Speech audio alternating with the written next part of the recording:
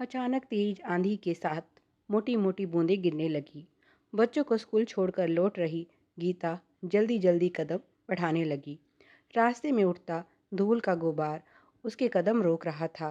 गली में शेर की तरह घूमने वाले पशु, जिनसे सब बचकर निकलते हैं, डरकर जाने कहाँ छुप गए थे। बारिश अपनी रफ्तार पकड़ती उससे पहले वो घर पहुंच चुकी थी। उसने राहत की सांस ली और सोचने लगी, चलो इस भयंकर गर्मी से कुछ तो राहत मिलेगी। तभी उसकी नज़र सामने की नीम के पेड़ पर गई, जहाँ एक नन्ही चिड़िया अपने घोंसले को बचाने के लिए संघर्ष कर रही थी। उसे उस मासूम जीव पर दया आई। इस मौसम में वो कहाँ जाएगी अपने बच्चों को लेकर, जब अपना घर ही सुरक्षित नहीं। उसे मिहिर की बात याद आई। रहने दो गीता, तुम क्यों बार बार इस घोंसले को यहाँ से हटा देती हो। छोटी सी चिड़िया ही तो है, अगर ये भी हमारे साथ कुछ समय रह लेगी तो क्या हर्ज है। वैसे भी जब इसके बच्चे बड़े हो जाएंगे तो ये खुद ही यहाँ से चली जाएगी। गीता ने नाराज़ होते हुए कहा था, तुम रहने ही दो अपना ये लेक्चर। इसकी गंदगी तुमको जो साफ नहीं करनी पड़ती। अभी ये दो हैं तो ये हाल है, कल को बच्चे भी हो जाएंगे मेरा काम बढ़ाने को। उसने मिहिर की एक ना सुनी और घर से चिड़िया का घोंसला हटाकर ही दम लिया। पर ये इतना आसान भी नहीं था। वो रोज़ इसे हटाती और चिड़िया उसे रोज़ बनाने की कोशिश करती। आखिर में जीत उसकी हुई और चिड़िया ने सामने वाले पेड़ पर अपना आशियाना बना लिया। पर आज गीता उस चिड़िया और उसके बच्चों के लिए परेशान हो रही थी।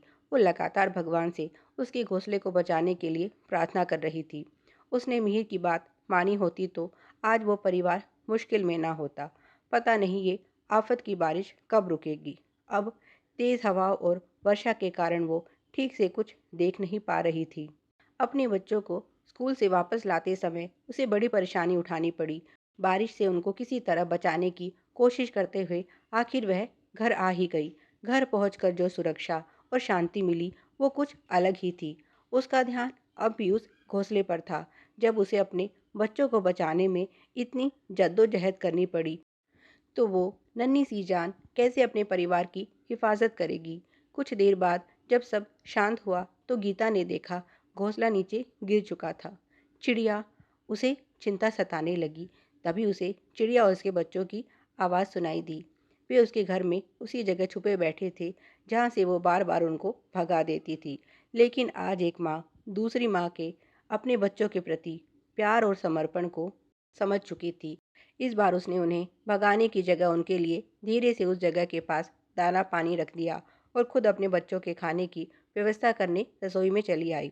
अब उसकी चिंता खत्म। एक माँ अच्छे से जानती है अपने बच्चों की देखभाल कैसे करनी है, चाहे वो जिस किसी रंग रूप में हो। घर के अंदर गीता अपने बच्चों को खाना खिला रही थी और बाहर बरामदे में चिड़िया अपने बच्चों के साथ खा रही थी।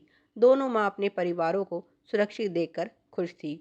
और ये दृश्य देखकर प्रकृति, जो हम सब की माँ और प्राणदायिनी है, अपने बच्चों के बीच के इस समन्वय और प्यार भरी समझदारी को देखकर खुश थी। बारिश अब रुक चुकी थी। चिड़िया अपने घोंसले को फिर से बनाने के लिए उड़ान भर चुकी थी। इसी तरह की और भी मज़ेदार कहानियाँ पाने के लिए तेरी मेरी कहानियों को सब्सक्राइब करें। वीडियो पसंद आया तो लाइक और शेयर करें। धन्यवाद।